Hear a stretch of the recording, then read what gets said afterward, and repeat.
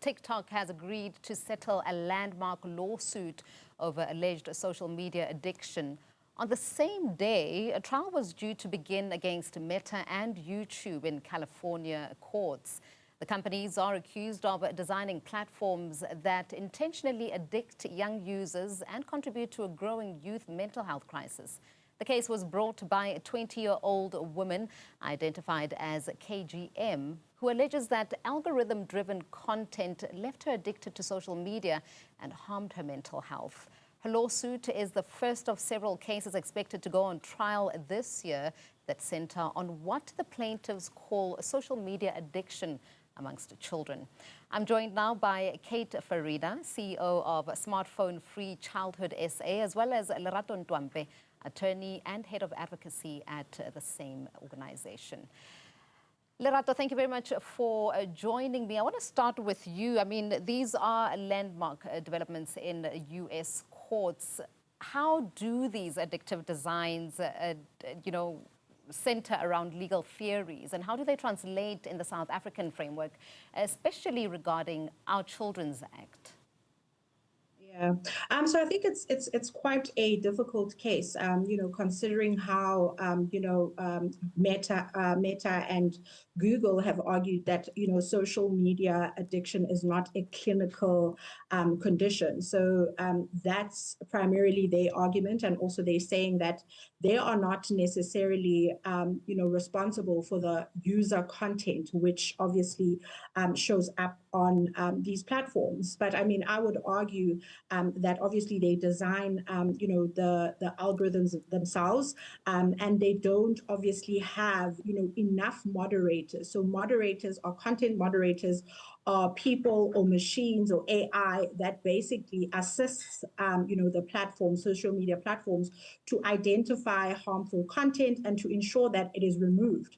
They are also the same people or machines that have to ensure that when, people report on harmful content or problematic content, it is removed. But essentially, what happens is that these algorithms obviously, increase engagement on the platforms. And when you increase, engagement, it means more money or more revenue for the platforms. And essentially, that is quite an issue. I think with this case, it is going to be quite interesting how they obviously draw a causal link between the social media addiction as well as the platform design itself. So that is essentially something that we have to look at in terms of, the causal link. I think in a South African perspective, because we don't have, social media laws specifically, they're sort of all over the place in different frameworks, it may become difficult for us, to follow suit, because we actually have to have,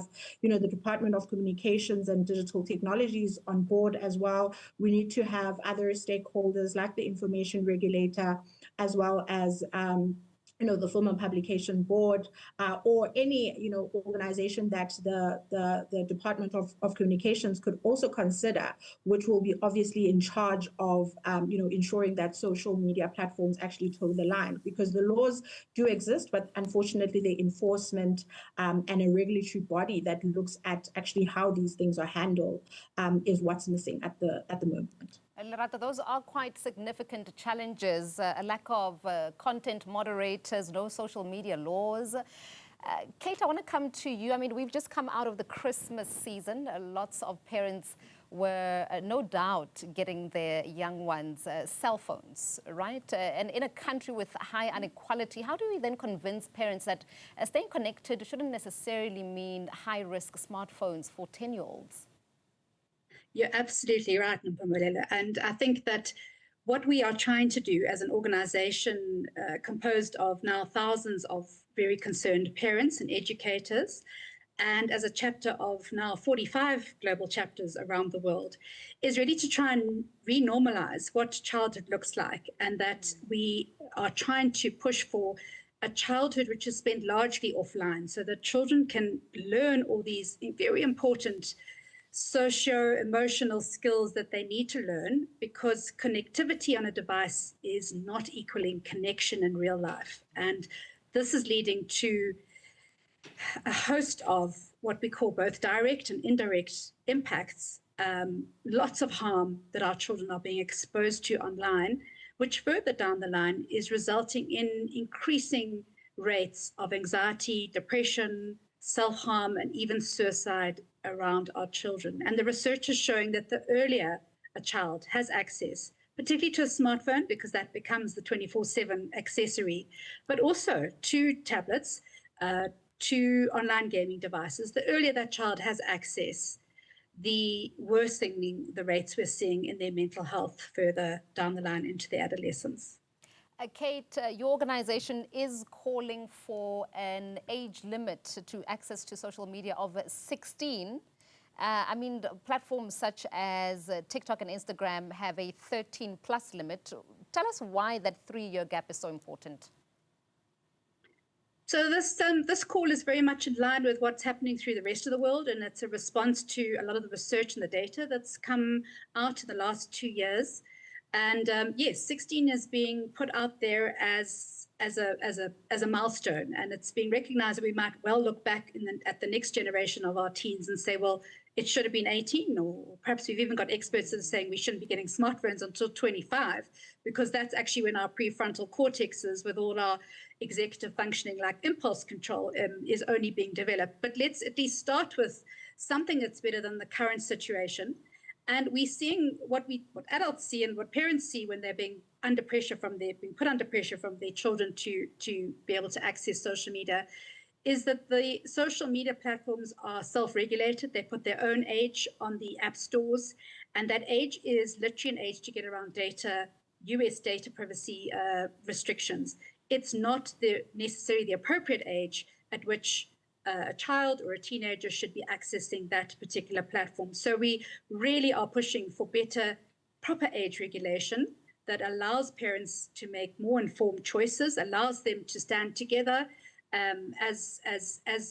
with their peers and make decisions, more mindful, intentional decisions about when their children access smartphones and then by default social media, what that proper age should be, to try and delay the impact of what our children are seeing, experiencing, and feeling online, and that they really have the best chance at growing up in the best possible way, having a childhood full of joy and exploration and creativity and lots of real life thrills and spills, all of those experiences that are needed to become fully functional and happy adults.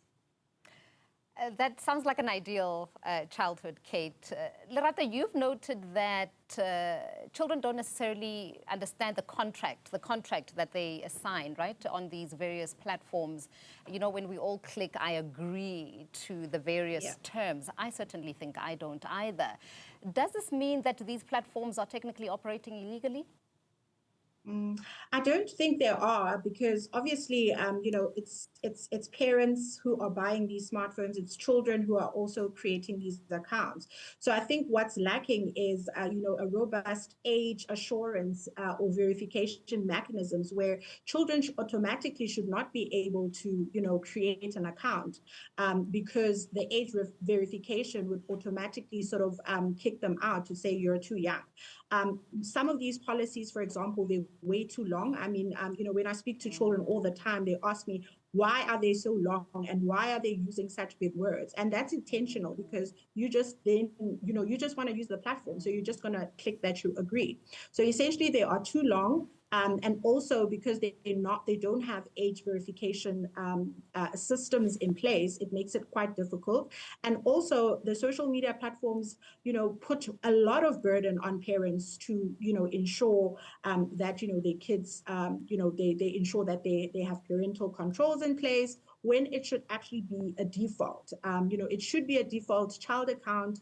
And, you know, parents should be then able to verify in terms of what kind of content they're able to see. But we're not seeing, you know, much of that, which actually does make it difficult. So it is, you know, a frustration, you know, because some of these social media platforms, especially here in South Africa, they do have some sort of, you know, memorandum of understanding with some of the, you know, the regulators in terms of removing child pornography or what we call child sexual abuse material, or, you know, child sexual abuse material, violence, sexual violence against children. certain hate speech posts are, they are mandated to actually remove that content, but we're not seeing that happen enough, and we're not seeing it happening, at a quicker rate, where actually children are then not exposed to this, or they're not exploited in that way. Lerato, very quickly, is there then a chance that South African children are being served different content and perhaps more harmful due to a lack of local moderation? Yeah, absolutely. I think that we know for sure kids are being exposed. The algorithm does, feed them the more things they like, and the more they can keep you engaged, the more, information they can sort of feed you.